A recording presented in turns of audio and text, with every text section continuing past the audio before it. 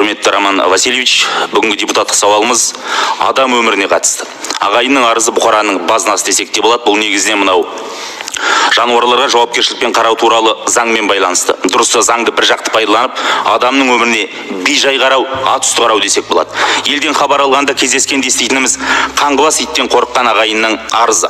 Олардың көзін жояйын десе, құзырлы орындар жануарларға жауапкершілікпен қарау туралы заңнан зәредей қорқады.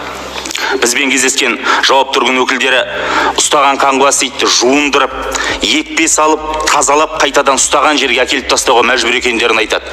Екпеден итке ескірмейтін белгілі, демек олар қабуын тоқтатпайды. Ендеше бұл әрекет нәтижесіз емес пе?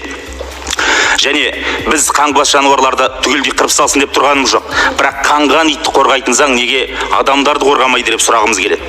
Үкіметтің алдыңғы бір жауабында заң нормаларын жүзеге асыру үшін 2022 жылға 1 миллиард 485 миллион 600 мың теңге қарастырылған жазылған.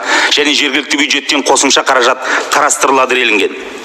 Бірақ уәде етілген оқшаулау орталықтары, вакцинация, басқа да жұмыстардың лайықты тиісті деңгейде жүргізілмегеніне көзіміз жетіп отыр. Оған ел арасында мысал жетіп артылады. Мәселен, Түркістан облысында ит қапқан баланың құтыру ауруынан көз жұмған туралы ақпаратты баршаңыз естіген шығарсыздар.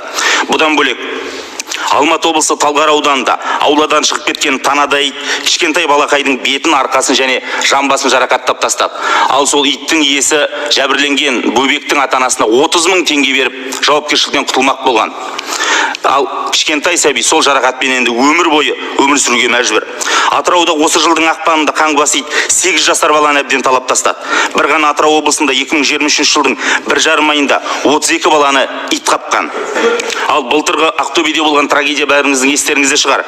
Ақтөбеде 12 жасар Мадияр есімді балақайды қаңғыбас иттер құрылыс алаңында талап тастады. Салдарынан жеткіншек сол жерде көз жұмды. Қайғылы оқиға болған Есет Батыр ауданының тұрғындары оған дейін құзырлы орындарға қаңғыбас иттер қаптап кетті деп талай айтқан. Бірақ құзырлы орын өкілдері сол баяғы жануарларға жауапкершілікпен қарау туралы заңға сілтеме жасап, иттерді атпаймыз деген.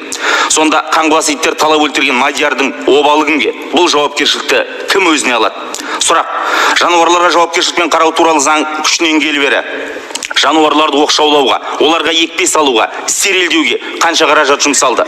Республикалық және жергілікті бюджетті қоса есептегенде нақты қай өңірге қанша қаражат бөлінді? Олардың нысаналы жұмсалуын қай орган тексеріп отыр? Және жануарларды ұстайтын орталықтардың техникалық стандарты толық дайын болды ма? Және адамдардың, оның ішінде мынау жасөспірім балалардың қауіпсіздігін қамтамасыз ету мақсатында тиісті мемлекеттік органдарға нақты шара қабылдау үшін тапсырма беруіміз қажет деп есептейміз.